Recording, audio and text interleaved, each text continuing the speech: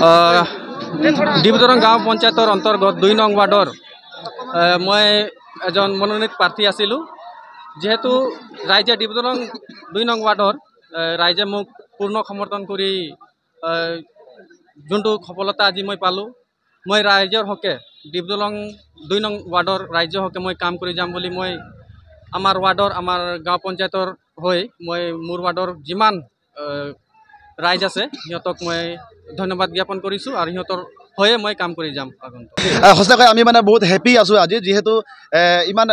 বহুত দিনৰ আগৰ পৰা আমাৰ এটা চিন্তা আছিলে, আমাৰ এটা খুবেই আমি আশাবাদী আছিলোঁ যে এটা যোগ্যতা প্ৰাৰ্থী আমাৰ ৱাৰ্ডত আমি আনিব পাৰিম, জিকাব পাৰিম, যাৰ যোগেদি আমাৰ ৱাৰ্ডটোৰ উন্নয়নমূলক কামবিলাক যাতে আমি আগুৱাই লৈ যাব পাৰিম, এই আশাৰে আমি সমৰ্থন কৰিছিলোঁ বিজয় প্ৰকাশ টিগাক, ইয়ানি কি ডিব্ৰুদৰং পঞ্চায়ত অন্তৰ্গত 2 নং ৱাৰ্ডৰ ডিব্ৰুদৰং 2 নং ৱাৰ্ডৰ প্ৰাৰ্থী আমি ছাপোৰ্ট কৰিছিলোঁ আৰু সঁচাকৈ ৰাইজে জনমত দেখুৱাইছে, সমৰ্থন কৰিছে। আমি ভেৰি হেপী আৰু বহুত এনজয় আছোঁ আমি, গতিকে